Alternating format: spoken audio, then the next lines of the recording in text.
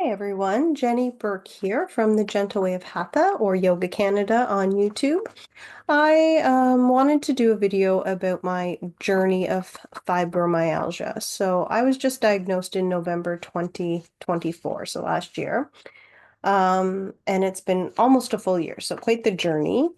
And I've noticed when I've been posting videos, I do yoga videos, I do yoga rants, I've been doing pranayama, breathing exercises, meditations, but it seems to be the fibromyalgia videos that get the most attention. And so obviously people are interested in either learning more about the disease or other people's journeys through it. And so I just thought I'd share what has been unfolding for me over the last few years, basically the last 3 or 4 years. So I did have long COVID.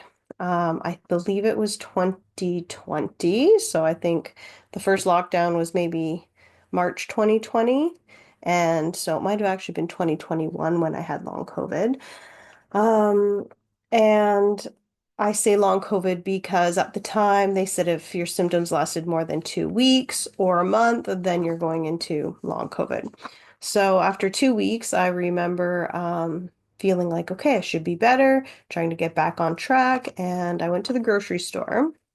And as I was walking, my legs were shaking so bad, it felt like my knees were going to buckle. And so that sensation of weakness was new to me.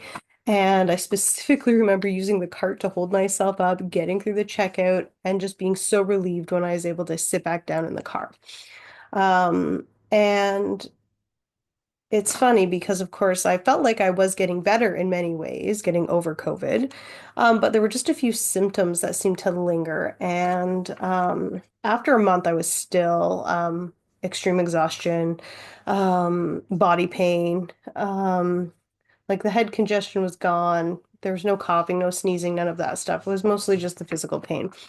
So I ended up going to the clinic. It was a specific unit in the hospital for COVID.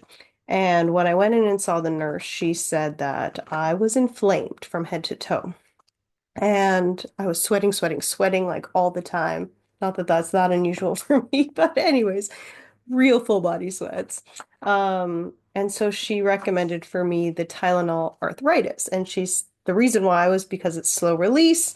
And so I can take it one in the morning, one at night, and it should help with the pain. So that kind of started my painkiller journey, because as time went on and the pain was not really going away, I finally went and followed up with my family doctor.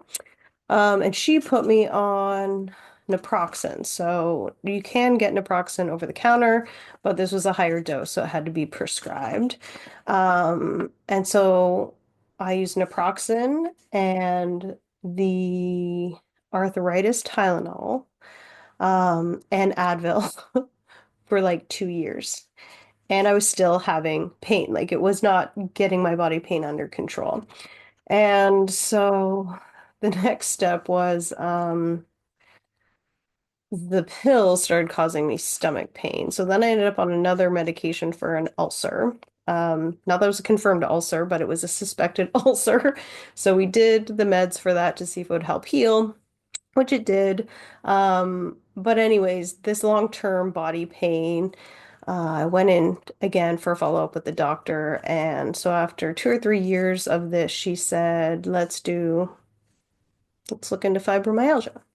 So I looked it up online, and as soon as I was reading about it, I was shocked because a lot of the symptoms on there I've had my whole life. And I think I just managed it very well until I had COVID. I think COVID is what pushed me over, and it out of control. So I couldn't manage it anymore. But I've always had migraines my whole life. I've never been able to keep a full-time job. I have high sensitivity to lights, to noise. Um, so yeah, just a lot of things that are common with fibromyalgia that I was unaware of, that I had been dealing with my whole life. And so having that diagnosis now has helped me restructure my life. And I did try medication because I was already managing with yoga and meditation and mindfulness and exercise. And I did share another video about weight loss and part of the fibromyalgia piece there, and how the more active I was, the more pain I was in, but I was dropping weight quite quickly and happily. And so now that I'm not as active, I am gaining weight again, although I've lost a couple pounds. But anyways, um, I digress. The point is, now that I've got the diagnosis, I tried the medication. There were side effects to the medication that I really didn't like, and so I did it for I think 10 months, maybe a little less than that. And I thought at that point I had lifestyle schedule managed. I was eating better. And it just felt like a good time to maybe try to wean off of the meds. So I did that over the summer, and I'm happy to say I am feeling much better. Things are much more manageable. But a piece that I think gets missed with fibromyalgia, is the impact of stress. So a lot of people talk about diet, mindfulness, sleep. There's a lot of pieces discussed. But again, the stress levels for me, my stress levels were very, very high for a very long time. And I'm the type of person where I've really had to train myself to say no. And I actually did get really good at saying no. But then as I start to manage my time better, I start to say yes more. And then the next thing I know, I'm snowballing into chaos again. So I've broken that pattern and I say no a lot more. And I'm grateful to all my friends and family who understand because I just have very low capacity. And so I sort of structure my days to have like one activity in the morning, one in the afternoon, and I try to rest in the evenings. And that works well for me. Um, but yeah, getting those stress levels under control and just making better choices in my daily life has helped immensely. I highly recommend it. If you're struggling with chronic pain, I mean, sometimes you just can't do all the things anyways. Literally, your body will not let you. But some of us, even with that chronic pain, will push through, and it takes us days to recover from things. So, this is me giving you permission to say no if you need to.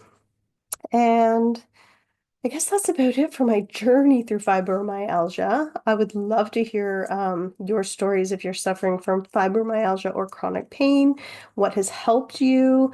What's your opinion on the stress? Because again, I feel like I had everything else under control, except for that piece. And once I got it under control, I have been feeling a lot better.